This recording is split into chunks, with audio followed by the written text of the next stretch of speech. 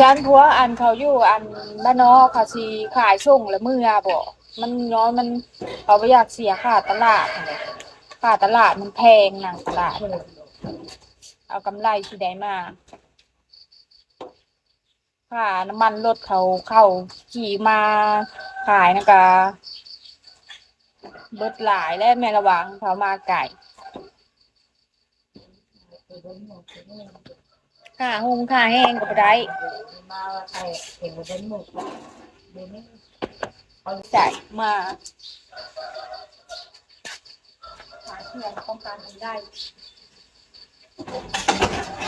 เขาหน้าเขาจะหน้าเชื่อคนที่จะขายเขาก็ขายเชื่อเมื่อ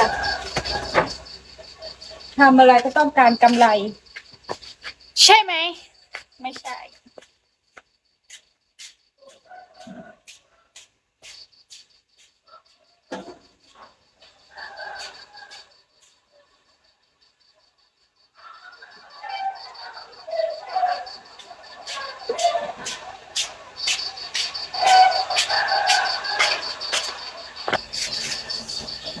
ถ้าแบบแห้งไปตั้งโต๊ะนั่นแหละยิงเฮ็ดเง่งเป็นเช่งนั่นแบบอย่ามาใกล้ข้างหลังโอ้ยเลยมันจูบคุดใครดอกมะชีนั้นพูดได้ฮะ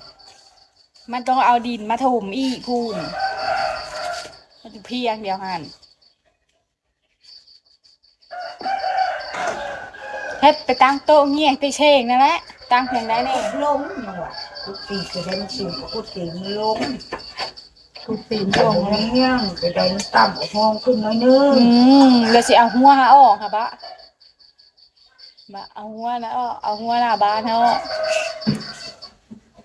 วางแผนวางแผนไปนะ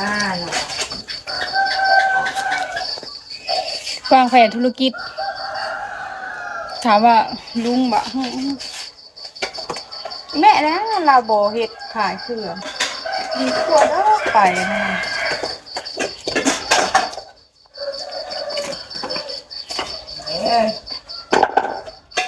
ขายเครื่องหน้าบ้านเฮ็ดทานดีๆซะเนาะสักเก่งอ่ะเพราะว่ากินยาวนานกูอะไรแบบนั้นได้ตัวไปตรงนั้นมันได้กินทุกมื้อแบบนะคะแม่นอยู่มันได้หน่อยแต่ว่าคือว่าเขาลงทุนหลายได้หน่อยเก็บมือละเล็กมือละหน่อยเพิ่ๆบัดซื้อเครื่องมาแบบเครื่องขายบ่ออกอย่างเงี้ยมันก็ต้องลุกทุนมันก็เสี่ยงลุกทุนหั่นล่ะเฮ็ดได้ซะเนาะถ้าบ่เสี่ยงลงถ้าบ่เสี่ยงลุกทุนเฮ็ดได้สิได้กำไรไปเข้าหาปิ้งม้ามานี่กะ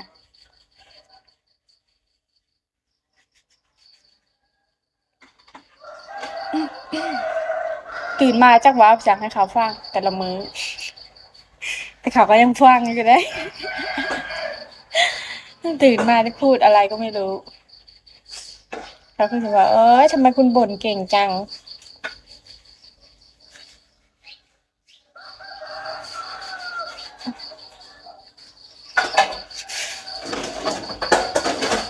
หาแนวทางธุรกิจธุรกิจส่งล้อนั่นแหละ